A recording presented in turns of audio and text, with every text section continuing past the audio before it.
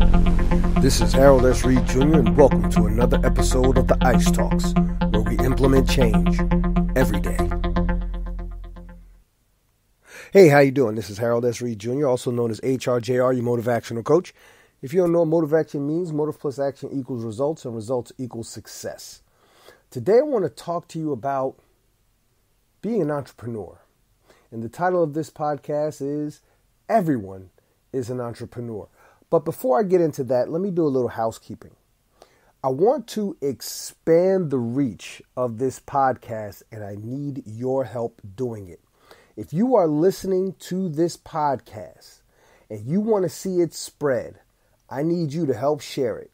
Pass it on to your friends. But don't just pass it on to your friends. I need you to do something really, really unique. All right? What I need you to do, because what I want to do, before I tell you what I need you to do, I'm going to tell you what I want to do. I want this to be on iHeartRadio. I want this podcast to be heard all over the world. Even wider than it is on the platforms, on the 5 or 6 different platforms that it's already on. iHeartRadio is like the monster. That's the golden grail right now. So that's the goal I want to reach. And all I need is to get 100 followers on one particular platform. That's Spreaker. So go to Spreaker.com, look up the Ice Talks, and join me. You can create a free account. You don't have to create podcasts yourself, but you create a free account and you list yourself as one of my followers. Every follower adds up. And when I get to that magic number of 100, I can submit this podcast to be reviewed, to be broadcast on iHeartRadio. That would be totally awesome. So that's my goal for the remainder, the second half, if you will, of 2018, to acquire 100 or more listeners, 100 or more followers to this particular platform, Spreaker.com. All right? And if we can do that, we can make magic happen. We can really expand this thing. All right? So everybody that's following HRJR through Facebook, Instagram, Twitter, we need to concentrate our efforts to one particular venue right now, and that's Spreaker.com. Costs you nothing, and you still get first dibs on when these podcasts come out. So again, that's Spreaker, SPREAKER.com. Go into the search box, look up the Ice Talks, and list yourself as a follower for that podcast. All right, let's get cracking on this podcast. What this is about here today. I want to talk to you about being an entrepreneur. Now, when people hear the word entrepreneur, their minds go off into God knows how many different directions, and most of them will more than likely fall under the category of not me. However, I want you to understand something. Everyone is an entrepreneur. We all have a product to sell and a service to provide. The fact is, you are your product, and whatever you do with your life is the service you provide. However, when you sell your product and provide your services to the benefit of others more so than yourself, you then become an employee. Now, there's nothing wrong with being an employee. There's a job and a place for everyone. Better stated, somebody has to do the work that not everyone wants to do.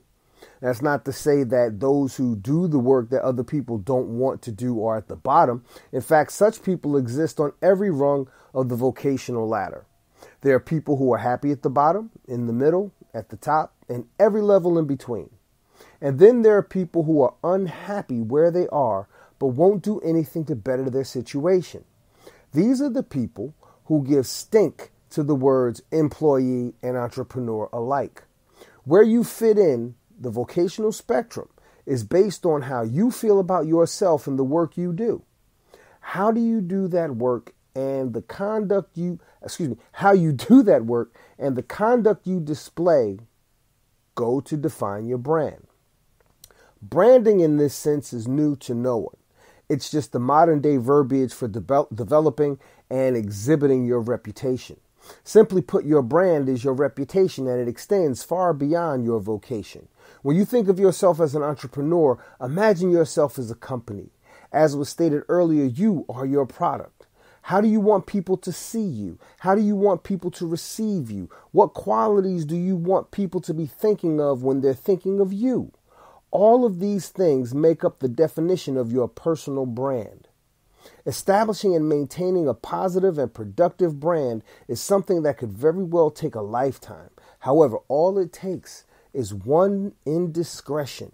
All it takes is 1 second to decide to go left or right when you know you should be staying straight, on the straight and narrow, and your brand could be irreparably damaged. Years ago, when the singer Chris Brown assaulted his girlfriend, also a singer, Rihanna, he damaged his brand. Years back, when Tiger Woods' infidelity became public knowledge, he damaged his brand. And even when, all respect to the dead, God rest his soul, even when Michael Jackson's inability to let go of his childhood to where he genuinely thought in his mind that it was fine for a man his age to share a bed with children who were not his own, he damaged his brand. When comedian Hannibal Buress rehashed Bill Cosby's past and perceived to have been forgotten sexual assault allegations, Cosby's brand became irreparably damaged leading up to that man's conviction. I'm not even going to get into that discussion right now. I'm talking about the tarnishing of brands based on indiscretion. The same way you think about your favorite snack, soda, and restaurant, even your favorite toilet paper, you want people to think as favorably about you as you think of those things. And why do you think so favorably of those things? Because they make you feel good. Because they have proven themselves. If you want to have a brand that is desired and admired by others, then it is up to you. It's up to you to present and carry yourself in a dignified manner. When you go to work, whatever it is you do your job and do it well. If you do it just enough to get by, don't think that just because your superiors aren't saying anything to you, that they aren't saying things about you. If you actually are an entrepreneur and you provide a product or service, then you must certainly be cognizant of how you present, who you are, and what you do. You have to realize that in the minds of the people around you, perception is reality, but you are the only one responsible for creating and exhibiting the perception that makes up that reality. How you do this goes to define your personal brand. Now, when I say everyone is an entrepreneur, again, I'm going to repeat what I said at the very start. Everyone's a salesman, all right? And I'm the type of person, I hated sales. To this day, I hate sales. I don't want to sell anything. I just hate, I hate trying to go up to somebody and ask them for their money. But at the same time, I'm a capitalist at heart, and a closed mouth don't get fed. So it's not so much sales that I have a problem with. It's like high pressure. I hate the high pressure thing. You know what? I believe that if a product is good enough and people see the value in that product, they will spend their money. If they don't, it's their loss. Then again, on the flip side of that, what I also tell people, and I'm telling you as well, you have to look at things, certain things you have to look at as an investment more so than an expense. That too is another topic for another time. But if you consider yourself an entrepreneur, and you know what?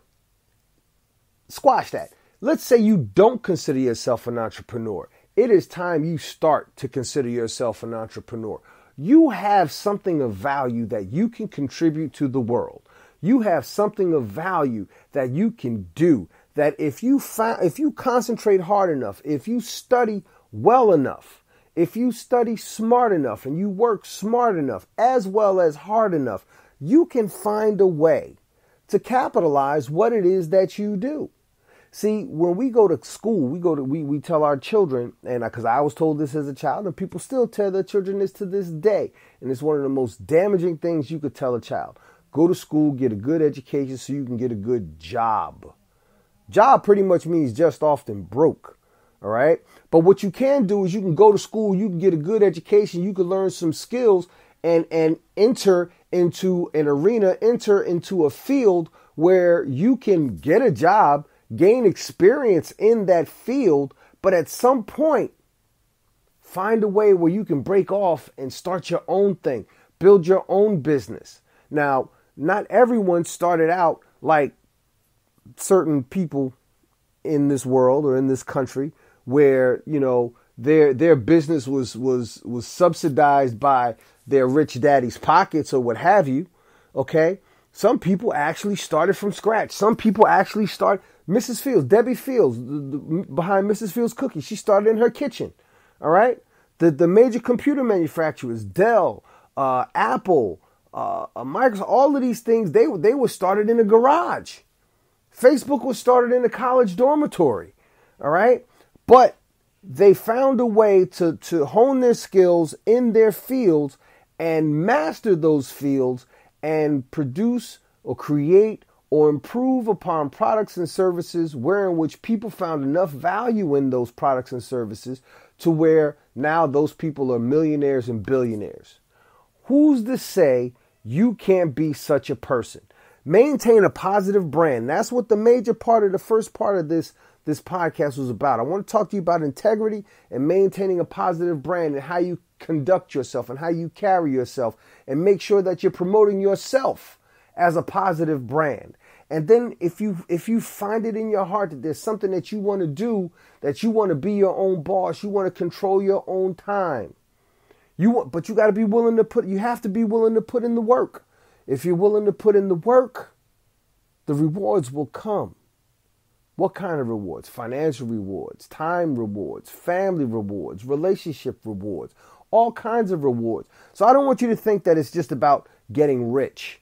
No. And even in getting rich, it's not necessarily monetarily rich. All right. I am not at this point in time monetarily rich. Is it a goal to become monetarily rich? Absolutely. But that's me. All right. But you know what the most important asset that I have right now? Because I control my brand, my most important asset right now at this point in time is my time. Time is the one thing that I always say this. Time is the one thing that I have a wealth and abundance of that I don't owe anybody. My wife and I, we have our own businesses.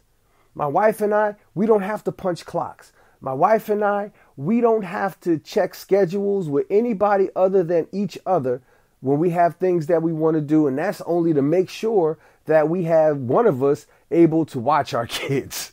Okay? There is no greater control than the control you have over your own life. And quite frankly, becoming an entrepreneur, well, that's the key to the kingdom right there. If freedom is the kingdom, then I'm not talking about the kingdom in the religious sense. I'm just talking about a way of life. If freedom is the way of life you want to live, then let freedom be your kingdom. The keys to that kingdom is becoming an entrepreneur. The keys to that kingdom is becoming an owner. The keys to that kingdom is becoming a creator and a contributor more so than being a consumer. Maintain a high level of integrity. Always deal off the top of the deck. Be good to people. Be fair with people. Be honest with yourself. And everything else will fall into place. I'm not saying it'll be easy, but it will fall into place.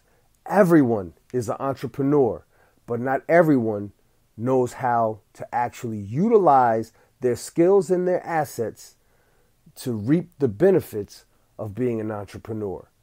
I believe in you. I believe you can do it. Thanks again for listening to another episode of the Ice Talks, where we implement change every day.